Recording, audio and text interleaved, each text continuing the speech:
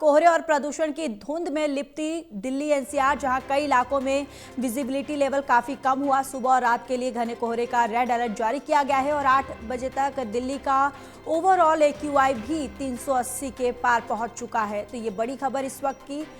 कोहरे और प्रदूषण की धुंध में दिल्ली एनसीआर पूरी तरह से लिप्त हो चुका है और कई इलाकों में विजिबिलिटी लेवल काफ़ी कम हुआ है। सुबह और रात के लिए घने कोहरे का रेड अलर्ट जारी किया गया है। तो वहीं 8 बजे तक दिल्ली का ओवरऑल एक्यूआई भी 380 के पार पहुंच चुका है। और इसी खबर पर ज्यादा जानकारी के साथ संवाददाता विशाल सिंह हमारे साथ जुड़ चुके हैं। विशाल, कोहरे और प्रदूषण की धुंध में दिल्ली एनसीआर पूरी तरह से लिप्त हो चुका है और देखिए कई इलाकों में विजिबिलिटी लेवल भी काफी कम हुआ है। अभी फिलहाल स्थिति क्या कुछ है?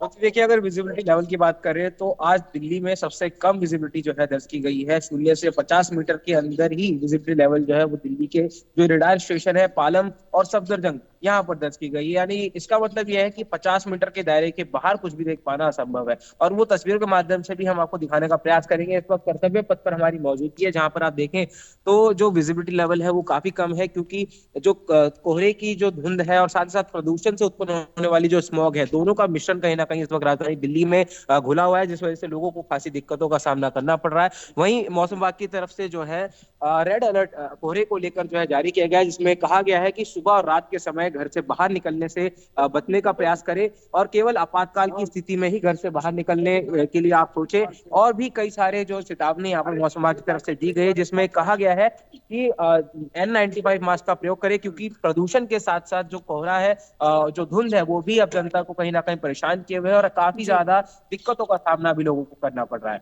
बिल्कुल। और देखिए जिस तरीके से अगर 8 बजे तक की बात करें तो ओवरऑल एक्यूआई 380 के पार पहुंच चुका है। अभी और क्या कुछ प्रयास जो है विशाल आप धरातल पर देख पा रहे हैं कि इसको कंट्रोल करने के लिए किया जा रहा है लगातार प्रदेश सरकार की तरफ से?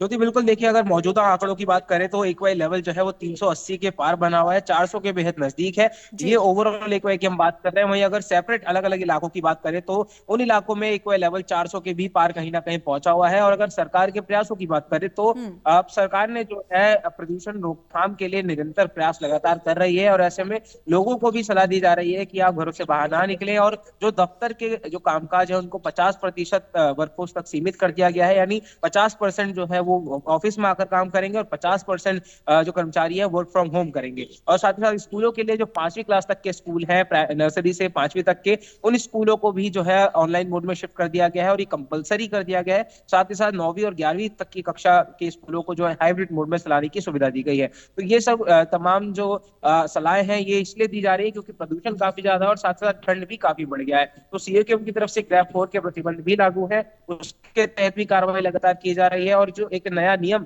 सरकार की तरफ से लाया गया है, जिसमें जो नॉन वैलिड पीयूसी धारक वाहन है, यानी जिनके पास वैलिड पॉल्यूशन सर्टिफिकेट नहीं है, उन हम्म। गाड़ियों को जो है ईंधन नहीं दिया जाएगा। उसके लिए भी निरंतर जो है हर पेट्रोल पंप पर ये अभियान काफी तेजी से चलाया जा रहा है।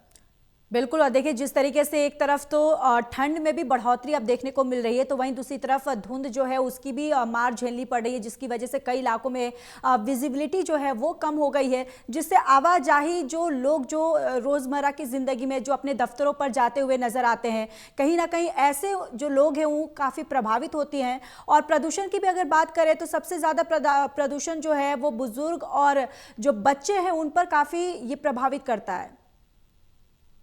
बिल्कुल देखिए, अब स्थिति ये बन चुकी है कि न केवल बच्चे और बुजुर्ग बल्कि सभी वर्ग के, सभी उम्र के लोग जो हैं इससे प्रभावित हो रहे हैं। डॉक्टर से जब हम बात करते हैं तो वो खुद ये बताते हैं कि प्रदूषण की स्थिति इस वक्त दिल्ली में काफी जो है भयावह बन चुकी है, जिससे न केवल छोटे बच्चे, न केवल बीमार लोग, बल्कि सभी स्वस्थ लोग भी इससे बीमार हो जा रहे हैं। अगर आप प्रदूषण में खड़े होकर एक पल सांस भी लेते हैं तो कई सारी बीमारियां आप जो है अपने फेफड़ों में इनहेल कर लेते हैं। और इसका नजारा भी अगर आपको दिखाना चाहूँ तो आप देखिए, इस वक्त सड़कों पर आप देख सकते हैं प्रदूषण कितना उत्पन्न हो रखा है। जो विजिबिलिटी लेवल है वो काफी कम है, गाड़ियों की आवाजाही उसमें कहीं ना कहीं रफ्तार कहीं ना कहीं धीमी पड़ी है। और जी। देखिए, जो वाटर स्प्रिंकलिंग की बात लगातार की जा रही है, उसका पानी का छिड़काव भी यहाँ पर लगातार किया जा रहा है। ये आप देख सकते हैं, एक पीडब्ल्यूडी की जो गाड़ी है, एनडीएमसी की गाड़ी है, जो कि पानी का छिड़काव कर रही है। वाटर स्प्रिंकलिंग्स लगातार जो है वो दिल्ली के अलग अलग इलाकों में की जा रही है। और ये जो ट्रक आप देख रहे हैं पानी का छिड़काव इसमें लगातार किया जा रहा है। ये एक प्रयास है सरकार का कि इसके जरिए जो है